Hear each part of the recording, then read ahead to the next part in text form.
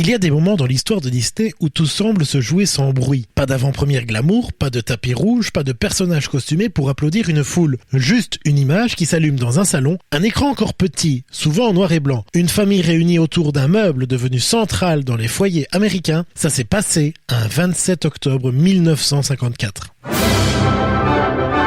Ça s'est passé en... Disney dans l'histoire. Nicolas Descamps, Corinne Yerno, sur DLRP.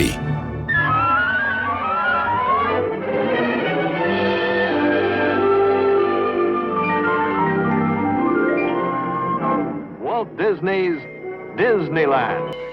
Bonjour Corinne, et à ce moment-là, Disney n'ouvre ni un parc, ni un film, ni un nouveau studio, et pourtant, il est en train d'opérer l'un des virages les plus décisifs de toute son histoire. Un virage qui va transformer sa relation au public, sa manière de raconter des histoires. À cet instant précis, Walt Disney ne demande plus aux spectateurs de venir à lui, il entre directement chez eux. Bonjour Nicolas. 27 octobre 1954, Disney entre officiellement à la télévision américaine avec la diffusion du tout premier épisode de l'émission Disneyland sur le réseau ABC. Et il ne s'agit pas d'une simple adaptation de dessins animés existants, ni d'un petit programme sans ambition. C'est une émission pensée, conçue et portée par Walt Disney lui-même, qui apparaît à l'écran, s'adresse directement au public et propose quelque chose d'inédit. Une émission qui mélange animation, prise de vue réelle, fiction, documentaire et promesse d'un futur à construire. Ce soir-là, Disney ne se contente pas de montrer ce qu'il a fait, il commence à montrer ce qu'il va faire. Alors pour cela, il faudrait peut-être rappeler ce qu'est la télévision en 1954. Oui, et c'est essentiel pour comprendre la portée de ce geste. En 1954, la télévision est encore un média jeune, en pleine expansion, mais pas totalement légitimé culturellement. Beaucoup de studios hollywoodiens s'en méfient. Ils la voient comme une concurrente dangereuse au cinéma, capable de vider les salles. Walt Disney, lui, adopte une posture inverse. Il ne perçoit pas la télévision comme une ennemie, mais comme une extension naturelle du récit. Là où d'autres ferment la porte, lui l'ouvre grand. Il comprend très tôt que la télévision n'est pas seulement un outil de diffusion, mais un moyen de créer une relation régulière, intime et répétée avec le public. Une relation que le cinéma ne permet pas avec la même constance. Donc l'arrivée de Disney à la télévision est aussi liée à une alliance stratégique. Tout à fait. Le lancement de Disneyland est rendu possible avec un accord majeur entre Walt Disney et la chaîne ABC qui est pourtant plus fragile que ses concurrentes NBC et CBS. Et cet accord repose sur un double intérêt. Disney est à la recherche d'un partenaire pour financer un projet fou, la construction d'un parc à thème en Californie, ce qui deviendra le parc Disneyland.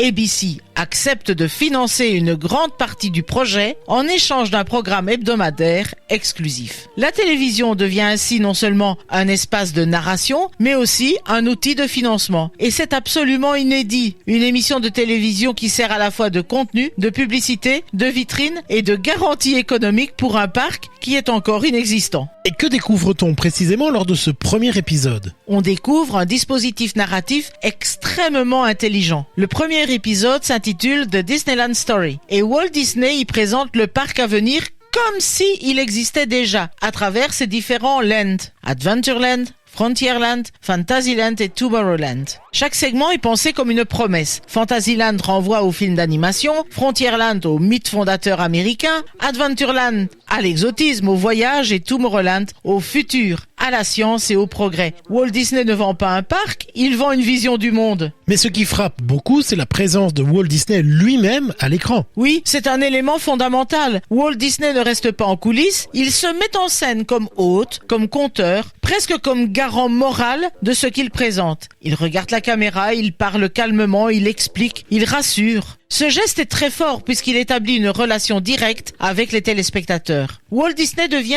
un visage familier, presque un membre de la famille que l'on retrouve chaque semaine. C'est la naissance de Disney comme présence médiatique continue et pas seulement comme logo ou générique de film. En soi, l'émission Disneyland n'est donc pas qu'un support promotionnel. Loin de là, elle devient très vite un laboratoire d'expérimentation. Disney y teste des formats, des récits, des mélanges de genres. On y diffuse des dessins animés, bien sûr, mais aussi des documentaires, des émissions pédagogiques, des récits historiques. L'exemple le plus frappant est sans doute la collaboration avec Wernher von Braun autour de films télévisés consacrés à l'exploration spatiale. Disney utilise la télévision pour parler de science, de futur, de conquête de l'espace à une époque où ces sujets fascinent et inquiètent à la fois. La télévision devient un outil éducatif mais aussi idéologique, porteur d'un optimisme technologique très marqué. Alors il y a quelque chose de très intime dans cette relation télévisuelle. Mais oui, parce que contrairement au cinéma, la télévision s'invite dans le quotidien. Elle impose une régularité, un rituel. On regarde Disney non pas lors d'un événement exceptionnel, mais dans le cadre de la vie familiale ordinaire. Cela change profondément la manière dont Disney est perçu. Il n'est plus seulement un producteur de films, il devient un compagnon du quotidien, une présence rassurante, éducative et fédératrice.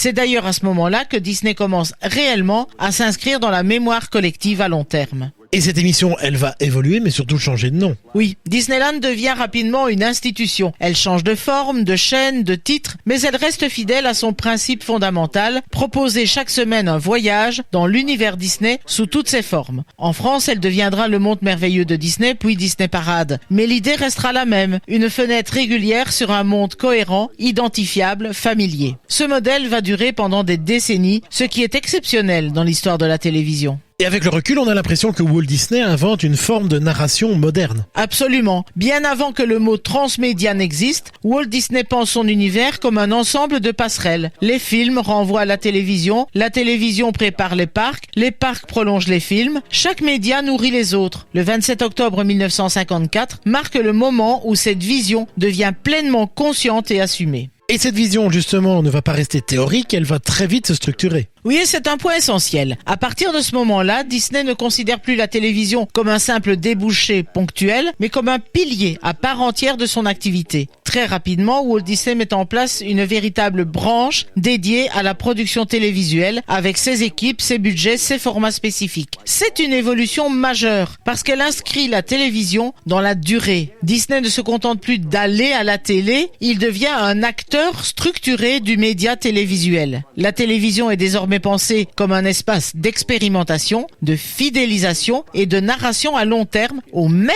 titre que le cinéma.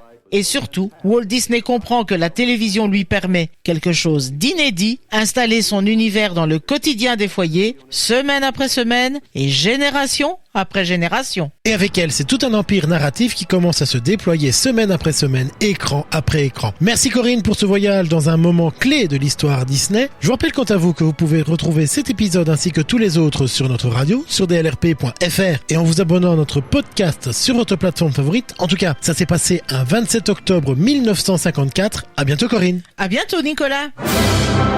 Rendez-vous samedi prochain pour un nouvel épisode de Ça s'est passé en sur DLRP.